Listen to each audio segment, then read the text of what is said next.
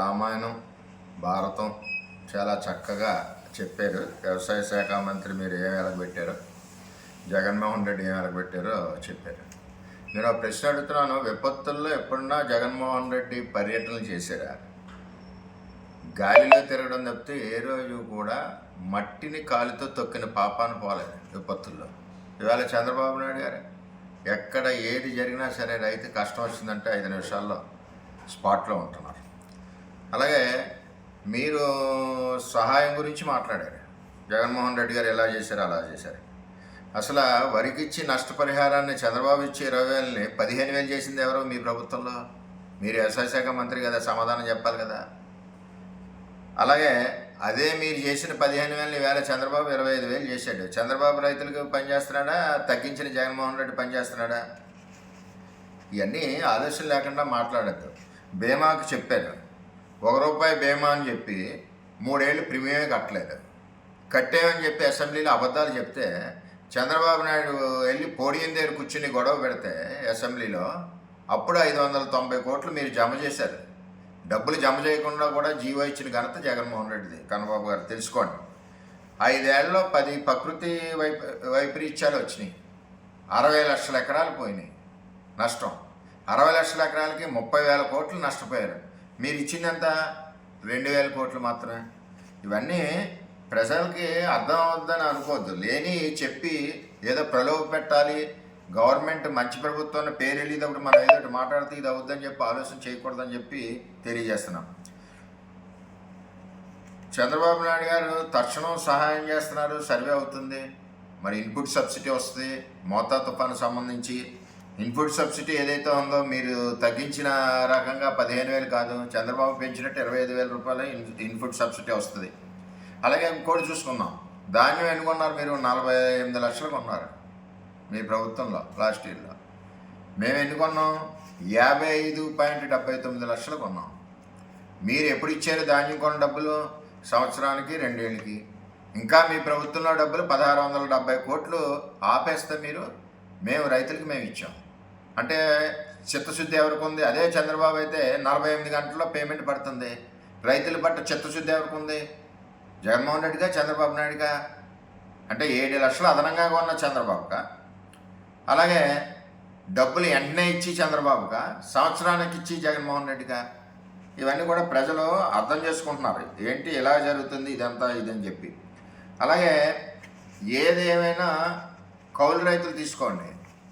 కౌలు రైతులకు కూడా మరి దగ్గర రేపు మన అన్నదాత సుఖీబాబు చూసుకోండి. అన్నదాత సుఖీబాబు కూడా ఇంప్లిమెంట్ చేస్తున్నారు. మీరు అన్నదాత సుఖీబాబు వచ్చేసరికి మీది వచ్చేసరికి రైతు భరోసా మీరు ఇచ్చిందంతా 7,500. మన సెంట్రల్ గవర్నమెంట్ ఇచ్చిందంత 6,000. 2 కలిపితే అంతా 13,500 జగన్మోహన్ రెడ్డి ఇచ్చాడు. మరి అదే చంద్రబాబు నాయుడు రాష్ట్ర ప్రభుత్వం నుంచి 14,000, కేంద్ర ప్రభుత్వం నుంచి 6,000, 2 కలిస్తే అంత 20,000. మీరు ఇచ్చిన కౌలు రైతుల మీద 4 రెట్లు కౌలు రైతులకి రేపటి నుంచి అప్లికబుల్ అవుతుంది, కార్డ్స్ ఇస్తున్నారు. ఈ విధంగా రైతులు వ్యత్యాసం చూసుకుంటే క్లారిటీగా కనపడుతుంది. కూటమిలో చంద్రబాబు ప్రభుత్వం పక్షపాత, రైతుకి మీరా అని. మీరు చేసి అన్యాయం చేసి మీరు మాట్లాడే విధానం కరెక్ట్ కాదని కన్నబాబు గారికి నేను హెచ్చరిస్తున్నాను. రెండోది, జగన్మోహన్ రెడ్డి ఓవరాల్గా అన్యాయం చేశారు. ఏం చేశాడండి? జిల్లాలో ఇరిగేటర్ పోలవరం ఏమైనా పూర్తి చేశాడా? ఈవేళ ఈ జిల్లాకు సంబంధించి ఏలేరు ప్రాజెక్టు, ఈవేళ ఏలేరు కింద ఉన్న నియోజకవర్గాలు పంట నష్టపోవడానికి కారణం ఎవరండి? జగన్మోహన్ రెడ్డి. ఎందుకు? ఆధునీకరణ ఫేజ్ 2 ఇచ్చాక దాన్ని రద్దు చేసింది ఎవడు? జగన్మోహన్ రెడ్డి. ఫేజ్ 2ని చంద్రబాబు శంకుస్థాపన చేసి పనులు మొదలెడితే రద్దు చేసింది ఎవడు? జగన్మోహన్ రెడ్డి.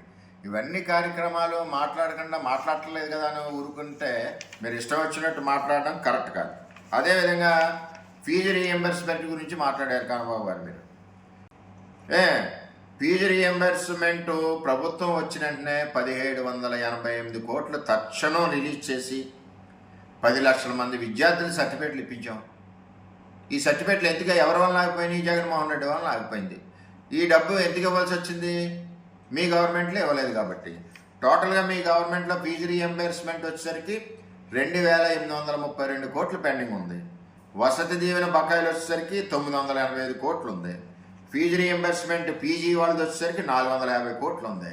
ఇవన్నీ పెట్టేసి చంద్రబాబు తప్పు చేస్తున్నాడు, చంద్రబాబు ఇవ్వలేదండి. నువ్వు ఎందుకు ఫీజు రీఎంబర్స్మెంట్ ఇవ్వలేకపోయావు జగన్మోహన్ రెడ్డి? ఎందుకు చేయలేకపోయావు? 10 లక్షల మంది సర్టిఫికెట్లు నీ టైంలో ఎందుకు ఆగిపోయినాయి? ఇవన్నిటికి సమాధానం చెప్పాలి కదా, ఉన్నట్టు మాట్లాడడం కాదు. 10 లక్షల మంది సర్టిఫికెట్లు రిలీజ్ అవడం గురించి వెంటనే డబ్బున్నా లేకపోతే 1788 కోట్లు రిలీజ్ చేశారు చంద్రబాబు నాయుడు గారు.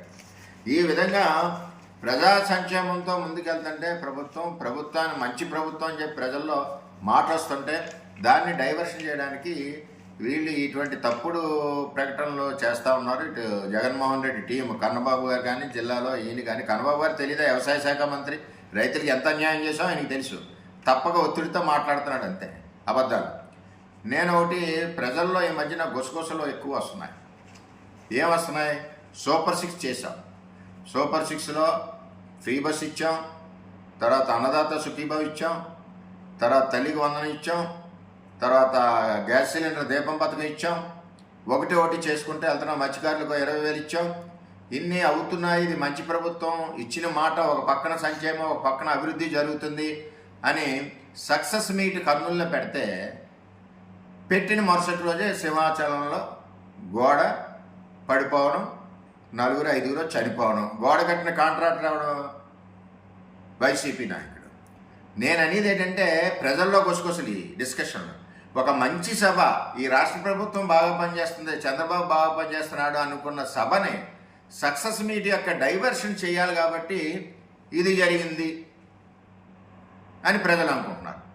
అలాగే మోంతా తుఫాను సక్సెస్గా ప్రజలకి ఎక్కడ ప్రాణ నష్టం లేకుండా ఆస్తి నష్టం తగ్గించుకుంటూ 4-5 రోజుల ముందు ఎలక్ట్ అయ్యి, ఆయన దుబాయ్లో ఉన్నా సరే రాష్ట్ర ప్రభుత్వ కార్యక్రమాల మీద అక్కడి నుంచి కూడా మానిటర్ చేసి, ఇటు పార్టీ కేడర్ని, అటు అధికారులని, కలెక్టర్ని మానిటర్ చేసి ఎలక్ట్ చేసి ప్రాణ రక్షణ మన ఎవరో చనిపోకుండా చేసి, మరి అదేవిధంగా ఆస్తి నష్టం కూడా తగ్గించారు, ప్రాణ నష్టం కూడా తగ్గించారు.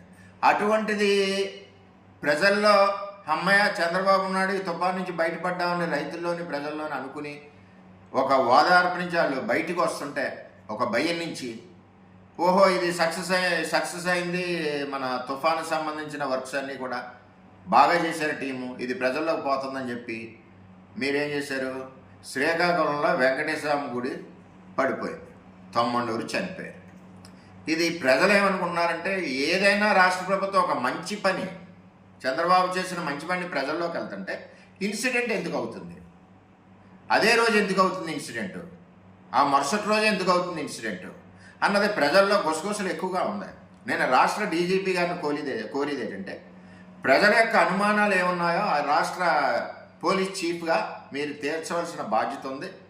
అంచేత ఈ ఇన్సిడెంట్స్ ప్రభుత్వం యొక్క మంచి పేరు వస్తున్న ఇన్సిడెంట్కి లింక్ ఏమన్నా ఉందా అన్నది మీరు దాని మీద ఎంక్వైరీ చేయవలసిన బాధ్యత ఉంది. ఏంటంటే ప్రభుత్వం ఈవేళ మోంతా తుఫాన్లో చంద్రబాబు సక్సెస్ అయింది, ప్రజలందరూ ధైర్యంగా ఉన్నారు.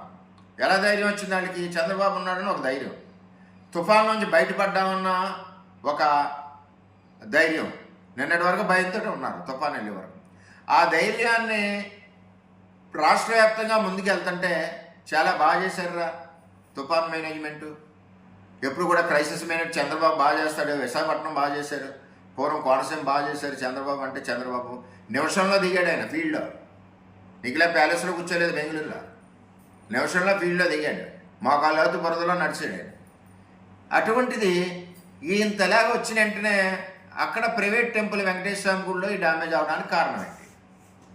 ప్రజలు అనుకుంటున్నారు అంటే దీన్ని డైవర్షన్ చేయడానికి, ప్రభుత్వం యొక్క మంచి ప్రభుత్వం అన్న పేరుని డైవర్షన్ చేయడానికి, చంద్రబాబు చేసిన శ్రమను డైవర్ట్ చేయడానికి, చంద్రబాబు ఇచ్చిన సూపర్ 6 కర్నూలులో సూపర్ 6 సభను డైవర్ట్ చేయడానికి అక్కడ సింహాచలం ఇన్సిడెంట్ అయింది, ఇక్కడ మళ్ళీ వెంకటేశ్వర గుడిలో ఇన్సిడెంట్ అయింది, 90 చనిపోయారు. దీన్ని తీసుకెళ్ళి దీనికి ఎగైనెస్ట్గా పెట్టి ప్రజల మైండ్ డైవర్ట్ చేయడానికి చేస్తున్నారని, ఇది రాష్ట్రంలో ఉన్న ప్రతి ప్రజలు, ప్రతి పౌరుడి యొక్క ఆలోచన, అనుమానాలు. అంచేత ఈ అనుమానాలు నివృత్తి చేయవలసిన బాధ్యత రాష్ట్ర డీజీపీ గారిది ఉందని చెప్పి కోరుతా ఉన్నాం. ఇది చాలా సున్నితమైనది, చాలా ఏమంటారు డేంజర్ సిగ్నల్స్. ఇది ఒక మంచి ప్రభుత్వం పనిచేసేటప్పుడు, ఏ ప్రభుత్వం అన్నా అవునే, తెలుగుదేశం అవ్వచ్చు, రేపు ఇంకో ప్రభుత్వం అవ్వచ్చు, ఇటువంటి కార్యక్రమాలు చేసి రాజకీయ పార్టీలు ఏమన్నా సరే అట్లా సమాధి చేసేవలసిన బాధ్యత పోలీస్ యంత్రాంగం ఉంటుందని చెప్పి నేను తెలియజేస్తున్నాను.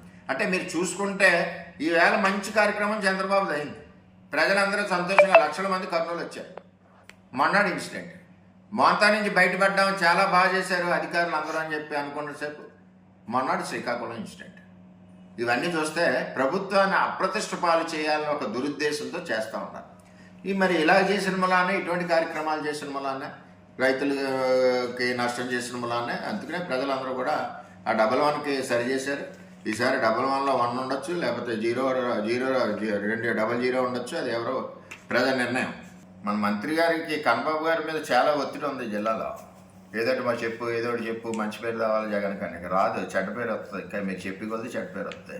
పబ్లిసిటీ స్టంట్ ఏంటి చంద్రబాబు నాయుడు అంటే? ఆయాల వాతావరణం ఎలా ఉందో తెలుసా మీకు?